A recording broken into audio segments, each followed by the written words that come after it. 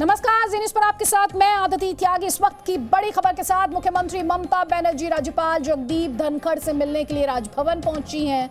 ममता बनर्जी सरकार बनाने का दावा पेश करने के लिए राजभवन पहुंची हैं। साथ ही ममता बनर्जी ने राज्यपाल को अपना इस्तीफा भी सौंपा है। तस्वीरें इस वक्त आपके स्क्रीन पर। आज पश्चिम बंगाल से हिंसा की खबरें आई। कल शाम से ही इस तरह की खबरें आ रही थी, जैसे कि कल सुबह से आशंका भी जताई जा रही थी। आज राज्यपाल जगदीप धनखड़ ने भी इसे लेकर कंसर्न जताया, चिंता जताई।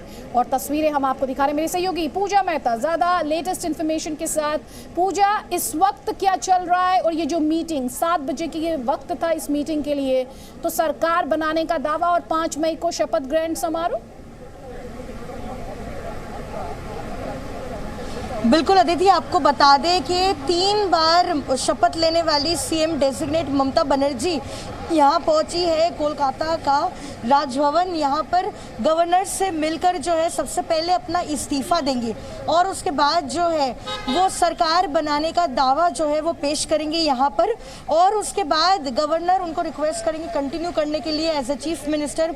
और तीसरी बार की शपथ लेने के लिए तैयार है ममता बनर्जी। और चूंकि थोड़ी देर पहले एक बैठक हुई है विनिंग कैंडिडेट्स के साथ तृणमूल कांग्रेस के पार्टी दफ्तर पर, जो तृणमूल भवन है वहाँ पर, और ये निर्णय लिया गया है कि 5 मई को शपथ लेंगी मुख्यमंत्री के तौर पर ममता बनर्जी। लेकिन ये कोई बड़ा शपथ ग्रहण समारोह नहीं होगा, चूंकि कोरोना काल में चुनाव हुए और अभी भी लगातार आंकड़े जो है कोरोना के पश्चिम बंगाल में बढ़ रहे हैं, इसलिए वो अकेली शपथ लेंगी सबसे पहले 5 मई को। और उसके बाद 6 मई को काउंसिल ऑफ मिनिस्टर्स जो है वो शपथ लेंगे और ये शपथ होगी प्रोटेम स्पीकर कराएंगे, वो है सुब्रतो मुखर्जी। और उसके बाद स्पीकर के तौर पे चुन लिया जाएगा विमान बनर्जी को। लेकिन लगातार ममता बनर्जी की ओर से ये कहा गया है कि कोई भी जो है बड़ा शपथ ग्रहण समारोह नहीं होगा, एक लो की अफेयर होगा जिसमें वो पहले शपथ लेंगी 5 तारीख को और फिर 6 तारीख को जो है सेलिब्रेशन जो है मिनिस्टर्स की शपथ हो। बिल्कुल, उन्होंने कहा भी कि सेलिब्रेशन इंतजार कर सकती है, जश्न बाद में मनाएंगे। आप रहिए हमारे साथ, क्योंकि वायलेंस को लेकर, हिंसा को लेकर पश्चिम बंगाल से जिस तरह की तस्वीरें आई, आज उन्हें लेकर कई गंभीर सवाल भी खड़े हुए। कल चुनाव नतीजे आए, ममता बनर्जी खुद चुनाव हार गई, लेकिन टीएमसी ने बंगाल में अब तक की सबसे बड़ी जीत दर्ज की। ममता बनर्जी 5 मई को, आपको बार बार बता रहे, एक बार फिर से मुख्यमंत्री पद की शपथ लेंगी। लेकिन ममता बनर्जी की तीसरी पारी और कल के नतीजों पर चर्चा की जगह क्या हो रहा है? चर्चा हो रही है हिंसा पर। कल के नतीजों के बाद अलग अलग जगहों पर बीजेपी के दफ्तरों में आगजनी की गई, कई बीजेपी कार्यकर्ताओं की हत्या की खबर आई। सवाल यह है कि बंगाल में अगले 5 साल क्या ऐसी ही हिंसा वाली राजनीति होगी?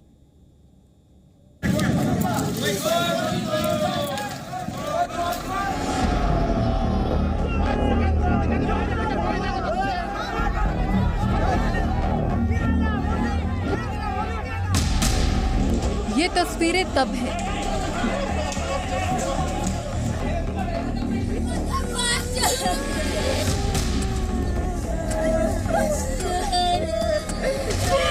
जब ममता बनर्जी ने ऐलान किया था कि जीत का जश्न नहीं मनाया जाएगा, लेकिन उनके समर्थकों ने जश्न नहीं मनाने के फैसले को कुछ और ही समझ लिया। कहीं आग लगा दी गई, कहीं गाड़ियों में तोड़फोड़ मचाई,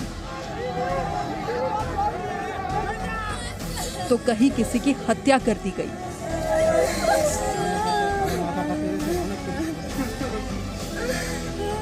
ये तस्वीर नंदीग्राम की है, वो नंदीग्राम जहां का संग्राम बंगाल की राजनीति में सदियों तक याद रखा जाएगा,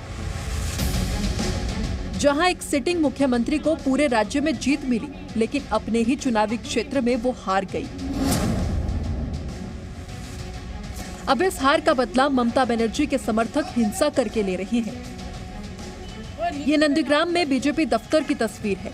दफ्तर के बाहर लगे पोस्टर फाड़ दिए गए हैं, कुर्सियां तोड़ दी गई हैं, आग लगा दी गई है। जहां जो सामान दिखा उसे जमींदोज कर दिया गया। यही नहीं, ममता बनर्जी को हराने वाले बीजेपी नेता शुवेंदु अधिकारी पर हल्दिया में हमला हुआ। वो किसी तरह से अपनी जान बचाने में कामयाब रहे। पश्चिम बंगाल में चुनाव नतीजे सामने आने के बाद से ही पश्चिम बंगाल के अलग अलग हिस्सों में हिंसा का दौर चल रहा है।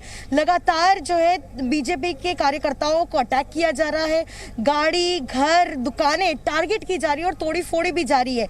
इस बीच मुख्यमंत्री ममता बनर्जी जो तीसरी बार के लिए शपथ लेंगी, उन्होंने आज लोगों से अपील की है कि वो शांति बनाए रखे, लेकिन साथ ही राज्य में ये हिंसा का दौर चलते हुए देखते हुए चुनाव आयोग ने एक अरेंजमेंट किया है जिसके तहत 10 दिनों तक 105 कंपनी जो है सेंट्रल पैरामिलिट्री फोर्सेस की तैनाती होगी। আমি সবাইকে বলবো যে শান্ত থেকে যেন আমরা কেউ কোনো ভায়োলেন্সে না জড়াই। এখন মানুষের সবচেয়ে বড় কাজ মানুষের পাশে দাঁড়িয়ে কোভিডটাকে লড়াই করা। আমি সবাইকে বলবো শান্ত থাকতে। ममता बनर्जी भले ही चुनाव जीतने के बाद ये दावा करे कि वो शांति स्थापित करेंगी, लेकिन कूच बिहार के इस कपड़े की दुकान में हो रही लूटपाट देखकर ये कोई नहीं कहेगा कि बंगाल में हिंसा खत्म होने वाली है। आरोप है कि कल नतीजे आने के बाद ममता समर्थकों ने दुकानें लूट ली और तोड़फोड़ की। नंदीग्राम के तरह मिदनापुर में भी बीजेपी दफ्तर में जमकर तोड़फोड़ की गई। इन्हीं तस्वीरों के बाद बंगाल बीजेपी के अध्यक्ष दिलीप घोष ये सवाल कर रही हैं कि 24 घंटे में ये हाल है तो आगे क्या होगा। তাই হয়েছে নির্বাচন উত্তর যে হিংসা শুরু হয়েছে এটা সীমার বাইরে চলে যাচ্ছে।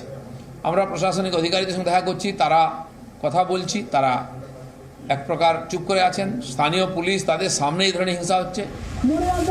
चुनाव के दौरान ममता बनर्जी ये कहती थी कि बंगाल में खेला होगा। सवाल ये है कि क्या टीएमसी हिंसा के इसी खेला की बात करती थी? चुनाव के बाद शुरू हुई हिंसा में अब तक बीजेपी के 2 कार्यकर्ताओं की हत्या हो चुकी है। सोनारपुर में तो इस परिवार वालों का रो रो कर बुरा हाल है। ऐसे में सवाल ये है कि क्या इसी तस्वीर के साथ ममता बनर्जी मुख्यमंत्री पद की शपथ लेंगी? क्या बंगाल में ममता इसी लोकतंत्र की बात करती है जहां जीतने वाली पार्टी के नेता और समर्थक विपक्षी समर्थकों की हत्या कर देती है? हालांकि आरोप ममता बनर्जी भी लगा रही है, दावा कर रही हैं कि उनके 2 कार्यकर्ताओं की हत्या कर दी गई है। আজকেও আমার বর্ধমানে একজন কর্মী হত্যা হয়েছে। এই ঘটনা এত ভালো রেজাল্ট হওয়ার পরেও এখনো পর্যন্ত তাদের অত্যাচারীর ভূমিকাটা যায়নি এবং খুবই অত্যাচার করছে কুচবিহারে। बावजूद इसके सवाल ममता बनर्जी से ही पूछे जाने चाहिए। आखिर चुनाव तो असम, तमिलनाडु, केरल और पुदुचेरी में भी हुए हैं, लेकिन चुनावी हिंसा सिर्फ बंगाल में ही क्यों हो रही है? ममता बनर्जी ने 10 साल के शासन में कैसी राजनीतिक संस्कृति बनाई है? हालांकि हम ये भी उम्मीद करते हैं कि ममता बनर्जी एक नए राजनीतिक संस्कृति की शुरुआत करेंगी, जहां हिंसा की कोई जगह नहीं होगी। ब्यूरो रिपोर्ट, जी मीडिया। यहाँ पर आपको ये भी समझना है बंगाल में रक्त चरित्र का एक लंबा इतिहास, लेकिन क्या अब इस हिंसा पर ब्रेक लग पाएगा? मेरी सहयोगी पूजा मेहता इस वक्त हमारे साथ है। उससे पहले इस वक्त की बड़ी खबर हम आपको दे रहे हैं। पश्चिम बंगाल में हिंसा पर होम मिनिस्ट्री ने रिपोर्ट मांगी है। इस वक्त की बड़ी खबर है, चुनाव के बाद हिंसा हुई 24 घंटों में 15 ऐसी घटनाएं जिन्होंने हर किसी को हिलाकर रख दिया। आगजनी, तोड़फोड़, वायलेंस, हिंसा और बीजेपी कार्यकर्ताओं की हत्या, जिसमें टीएमसी के कार्यकर्ताओं पर आरोप लग रहे हैं। होम मिनिस्ट्री ने पश्चिम बंगाल में हिंसा पर रिपोर्ट मांगी है। मेरी सहयोगी पूजा मेहता और डिटेल्स के साथ। और क्या इन्फॉर्मेशन है पूजा? देखिए अदिति, आपको बता दें गृह मंत्रालय ने जो है पश्चिम बंगाल सरकार से रिपोर्ट मांगी है एक हिंसा को लेकर, क्योंकि जैसे ही कल नतीजे सामने आने लगे लगातार जो है बीजेपी का ये आरोप है कि उनके 5 कार्यकर्ताओं की हत्या हुई है पिछले 24 घंटों में, और जितने भी बीजेपी कार्यकर्ता हैं उनको टारगेट किया जा रहा है। आइडेंटिफाई करते हुए उनके घरों को, दुकानों को आग के हवाले किया जा रहा है, तोड़ा फोड़ा जा रहा है। तो जिस तरीके से टारगेटिंग हो रही है बीजेपी कार्यकर्ताओं की, उनके घर वालों को भी नहीं बख्शा जा रहा है, घरों पर तोड़फोड़ की जा रही है। इसी सिलसिले में जो है गृह मंत्रालय ने आज पश्चिम बंगाल सरकार से ये रिपोर्ट मांगी है। साथ ही ये भी आपको बता दूं कि आज बंगाल के जो राज्यपाल है जगदीप धनखड़, उन्होंने समन किया था बंगाल के डीजीपी को और साथ में उनसे भी रिपोर्ट मांगी थी और ये भी जानना चाहा था कि आखिरकार पुलिस क्या एक्शन ले रही है। यहाँ पर आए भी थे डीजीपी, उनसे मिले और साथ ही जानकारी दी कि आखिरकार पुलिस क्या एक्शन ले रही है।